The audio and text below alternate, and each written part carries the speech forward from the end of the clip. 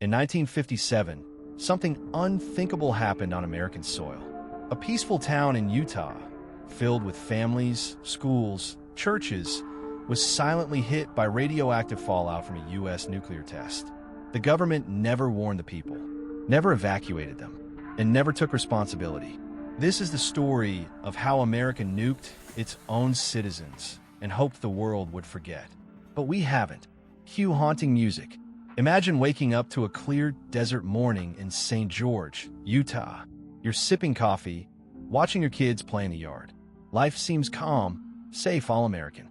But hundreds of miles away at the Nevada test site, a mushroom cloud is rising into the sky.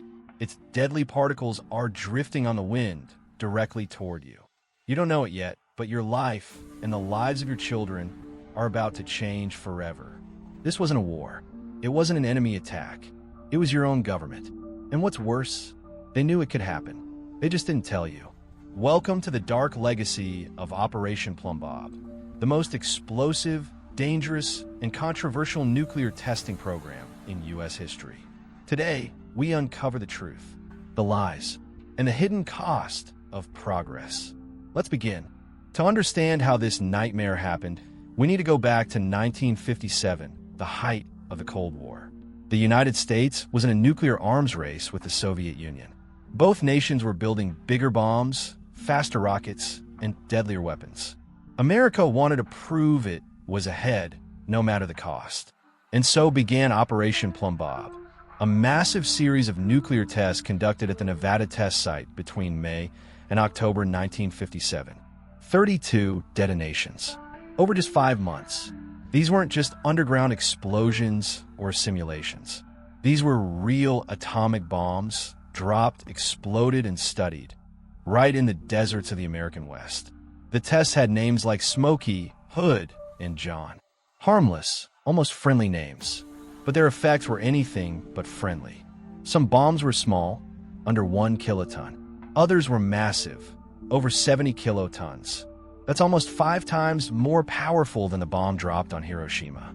But here's the terrifying part. The government knew that radioactive fallout could travel far beyond the test site.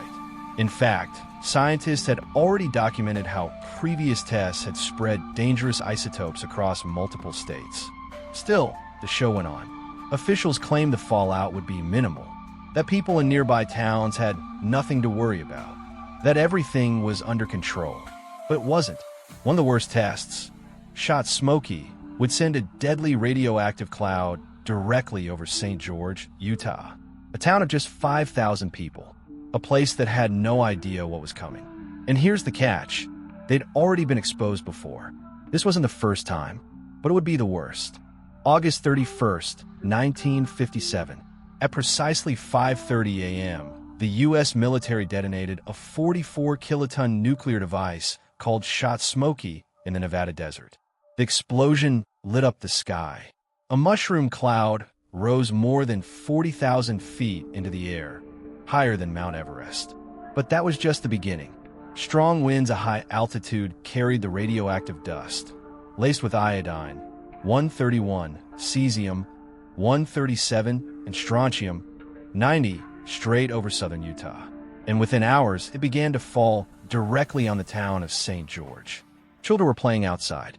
Families were hanging laundry on clotheslines. Farmers were tending to their cattle. No one knew they were being coated with invisible poison.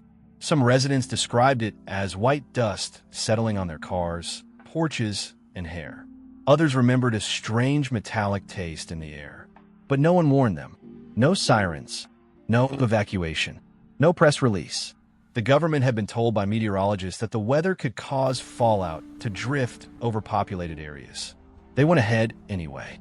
And worse, they filmed it all. Hollywood even got involved, because just 2 months earlier, film crews had arrived in the Utah desert to shoot the epic movie The Conqueror, starring John Wayne. Yes, John Wayne. They filmed just outside St. George, right in the path of nuclear fallout. The crew brought in truckloads of contaminated dirt back to California to recreate the desert scenes. They had no idea what they were handling. Of the 220 cast and crew members, over 90 developed cancer in the years that followed. At least 46 died, including John Wayne, Susan Hayward, and director Dick Powell. Coincidence? The government said yes, but people in St. George weren't so sure. In the years that followed the fallout, something horrifying began to unfold in St. George, a quiet health crisis. Cancer rates in the region skyrocketed. Leukemia, thyroid cancer, breast cancer, bone cancer, diseases rarely seen in such numbers in small towns. Entire families began to suffer.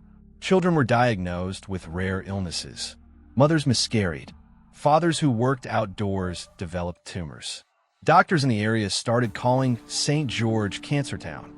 But when residents began asking questions, when they started connecting the dots, they were met with silence. The U.S. government denied responsibility.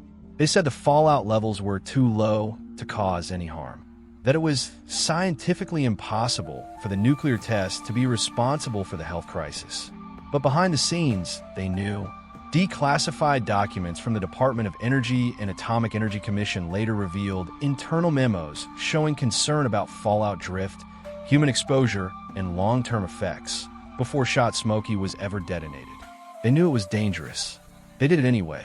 In 1979, the truth began to break into the public eye. Survivors, scientists, and whistleblowers began speaking out. Lawsuits were filed. Journalists started asking tough questions. The government could no longer hide. In 1990, more than 30 years after the exposure, Congress finally passed the Radiation Exposure Compensation Act. It offered limited payouts to downwinders, residents affected by nuclear testing fallout. But no amount of money could undo the damage. Many victims were already dead. Others were still fighting for their lives. And generations of families had suffered in silence. St. George became a symbol, not just of Cold War recklessness, but of betrayal. Because the enemy wasn't foreign. It was their own government. Today, if you visit St. George, Utah, you'll see a quiet desert town. Beautiful landscapes, clean air, families living their lives. But beneath that peaceful surface is a history soaked in silence and radiation. You won't find a national memorial, no government-funded museum, no annual Remembrance Day. Most Americans have never heard of what happened here. And that's not an accident, because remembering this story means remembering that our own government, in the name of national security, knowingly exposed innocent people to nuclear fallout. And when those people got sick, they were ignored, dismissed, buried. The story of St. George isn't just a Cold War relic. It's a warning about secrecy, about blind trust in authority, about the price of progress when it's paid in human lives. The victims of Operation Plum Bob weren't soldiers on the battlefield. They were moms and dads, teachers, ranchers, kids riding bikes and catching lizards in the sun. They deserve better. And maybe the scariest part? It could happen again. Different place, different threat, same silence. So what can we do? We can learn. We can question. We can remember. Because history doesn't repeat itself, but it does rhyme. And the first step to breaking the cycle is refusing to forget. Thanks for watching. If this story moved you, share it. Leave a comment.